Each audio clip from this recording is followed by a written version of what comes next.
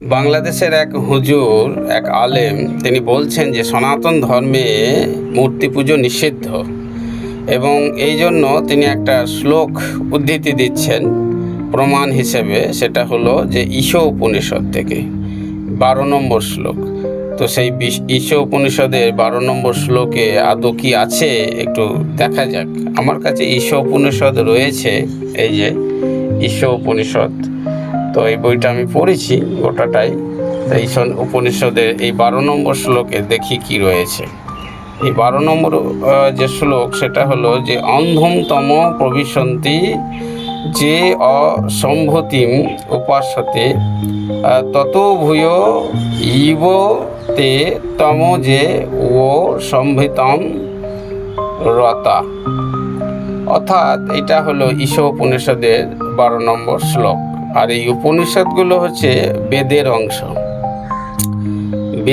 প্রত্যেকটা বেদকে 4টে ভাগে ভাগ করা হয় এবং বেদের যে অন্তিম ভাগ সেটা হলো উপনিষদ, অর্থাৎ বেদান্ত। বেদের শেষ যে সিদ্ধান্ত সেটাই হলো বেদান্ত, আর এই উপনিষদগুলোকে বলা হয় বেদান্ত। তো 108টা উপনিষদ রয়েছে সনাতন শাস্ত্রে, সনাতন ধর্মে, এবং তার মধ্যে এই ঈশো উপনিষদ হলো একটা বিখ্যাত এবং একটা গুরুত্বপূর্ণ উপনিষদ। তো এই উপনিষদের এই 12 নম্বর শ্লোকে এখানে একেবারেই কিন্তু বলা হয় নাই যে মূর্তি পুজো নিষিদ্ধ। তিনি সম্পূর্ণ ভুল বলছেন। আসলে সনাতন ধর্মকে তিনি ছোট করার জন্য এই কথা বলছেন। তো এই শ্লোকে যেটা রয়েছে সেটা হলো যে অর্থ এই শ্লোকে, সেটা হলো যে দেবতার উপাসনায় যারা নিয়োজিত তারা অজ্ঞানতার অন্ধকারতম প্রদেশে প্রবেশ করেন, আর কিন্তু নির্বিশেষ ব্রহ্ম উপাসকগণ আরও অন্ধকারময় লোকে পতিত হয়। একথার মানে হলো যে যারা দেবদেবীর উপাসনা করেন তারা কিন্তু যেটা বলা হচ্ছে যে দেবদেবী যারা উপাসনা করেন সেটাই কিন্তু শেষ উপাসনা নয়। অর্থাৎ দেবদেবীর উপাসনাটাই সনাতন ধর্মের একদম অন্তিম লক্ষ্য বা শেষ জায়গা নয়। অর্থাৎ দেবতার যে উপাসনা সেটাই মনুষ্য জীবনের চূড়ান্ত লক্ষ্য নয়, সেটাই বলা হয়েছে এখানে। কিন্তু দেবতাদেরকে উপাসনা করা বা দেবদেবীর পুজো করা এটা যে একেবারে খারাপ বা এটা করা যাবে না, এ কথা কিন্তু এখানে লেখা নাই। আর 2 নম্বর হচ্ছে যে মূর্তি পুজোর কথা, আর মূর্তি পুজোর কথা কোনো উল্লেখই নাই এখানে। এই শ্লোকে মূর্তি পুজোর কোনো কথা উল্লেখই নেই। তো সনাতন শাস্ত্র বুঝতে গেলে একটু ব্যাপকভাবে বুঝতে হবে, চিন্তা ভাবনাটাকে একটু বিস্তার করতে হবে, কারণ সনাতন ধর্ম ওই রকম না। সনাতন ধর্ম বুঝতে গেলে প্রেম, ভক্তি এবং তীক্ষ্ণ বুদ্ধির প্রয়োজন। তা এই কারণেই এই সনাতন শাস্ত্রকে মূলত যেটা ভাগ করা হয়েছে যে দেবতার উপাসনা আর একটা হচ্ছে ভগবান কৃষ্ণের উপাসনা। এখন আমাদেরকে বুঝতে হবে যে দেবদেবী এবং ঈশ্বর বা ভগবান কি এক না আলাদা। আমাদের সনাতন শাস্ত্রে যেটা বলা হয়েছে যে দেবদেবীর উপাসনা যারা করবেন তাদের যে গন্তব্য বড়জোর তারা স্বর্গে যাবেন।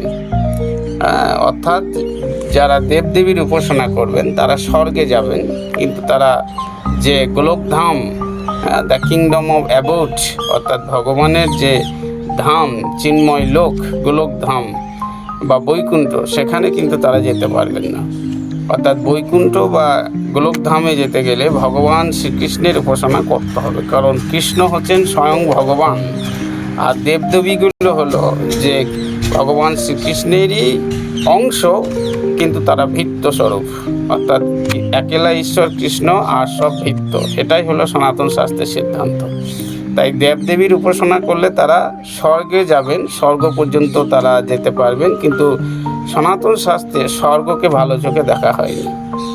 আমরা যারা বাইরে বেড়াতে যাই, দার্জিলিং হয়তো বেড়াতে যাই, কিছুদিন থাকলাম দার্জিলিংয়ে, আনন্দ ফুর্তি করলাম, তারপরে আবার আমাদের টাকা ফুরিয়ে গেলেই আবার সেই দার্জিলিং থেকে আমরা যেমন বাড়ি ফিরে আসি, আবার বাড়িতে কাজকর্ম করি, ঠিক স্বর্গে যাওয়াটাও এই দার্জিলিং ঘুরতে যাওয়ার সঙ্গে তুলনা করা হয়। অর্থাৎ স্বর্গে যাওয়াটাও সেই দার্জিলিং যাওয়ার মতোই।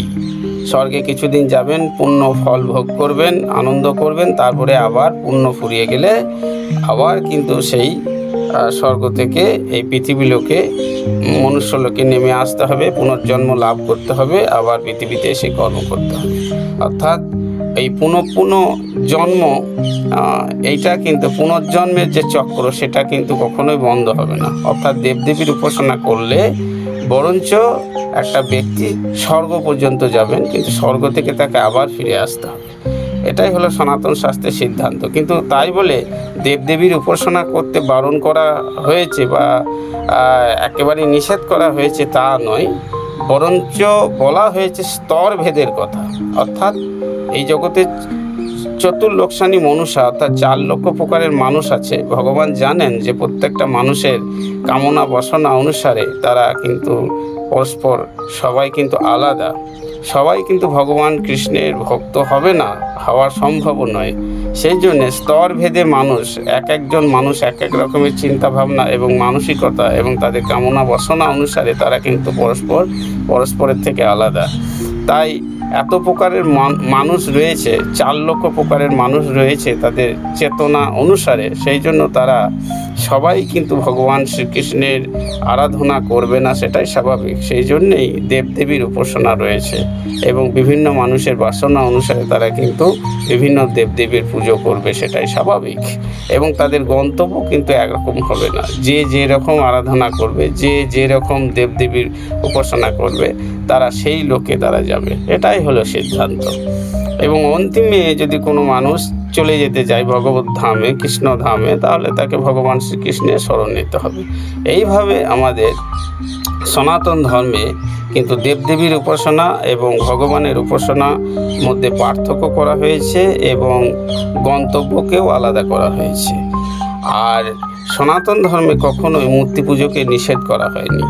মূর্তি পুজো আমাদের সনাতন ধর্মে রয়েছে। শ্রীমদ্ ভাগবতের 11 স্কন্ধে ভগবান শ্রীকৃষ্ণ তিনি স্বয়ং উদ্ধবকে বলছেন যে মূর্তি পুজো করতে। সেখানে মূর্তি পুজোর বিধিবিধান রয়েছে এবং কিভাবে মূর্তি পুজো করতে হবে। 8 রকমভাবে মূর্তি পুজো করা যায়।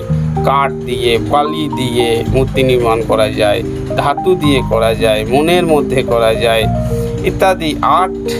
8 রকমভাবে মূর্তি পুজো মানে মূর্তি নির্মাণ করে আমরা ভগবানের আরাধনা করতে পারি। সে কথা ভগবান শ্রীকৃষ্ণ স্বয়ং বলছেন শ্রীমদ্ ভাগবতমে 11 স্কন্ধে উদ্ধবকে বলছেন। সুতরাং এটাই হলো সিদ্ধান্ত। সনাতন শাস্ত্রে কখনোই মূর্তি পুজো নিষিদ্ধ নয়, আবার দেবদেবীর উপাসনা করাও নিষিদ্ধ নয়। তো এইভাবে বুঝতে হবে। তো ওই না জেনে না শুনে এই সমস্ত আলেমরা বলে ফেলে। আসলে সনাতন শাস্ত্র বুঝতে গেলে ওইভাবে বোঝা যাবে না, ঠিক আছে? সনাতন শাস্ত্র বুঝতে গেলে, সনাতন শাস্ত্রকে বুঝতে গেলে প্রেম ভক্তি চাই। কারণ ভগবান তো বলেই দিয়েছে ভক্তমাম অভিজানাতি, ভক্ত ছাড়া আমাকে কেউ বুঝবে না। আগে ভক্ত হতে হবে, অর্থাৎ আগে সিলেবাস পড়তে হবে, আগে স্কুলে ভর্তি হতে হবে, স্কুলের সিলেবাস পড়তে হবে, তবে তো আমি পড়া বুঝতে পারবো। ঠিক তদ্রূপ সনাতন শাস্ত্র বুঝতে গেলে আপনাকে সনাতন শাস্ত্রের সিলেবাস পড়তে হবে, দীক্ষা নিতে হবে, সৎভাবে জীবনযাপন করতে হবে, সাত্ত্বিক জীবন যাপন করতে হবে, নিরামিষ আহার করতে হবে, শুদ্ধতা নিয়ে আসতে হবে মনে, প্রাণে, শরীরে। তবে সনাতন শাস্ত্র মাথায় ঢুকবে, ওইভাবে ঢুকবে না, ঠিক আছে? হরে কৃষ্ণ। এই বিষয়ে আপনাদের কোনো মন্তব্য থাকলে মন্তব্য করতে পারেন, কমেন্ট করুন, শেয়ার করুন। হরে কৃষ্ণ।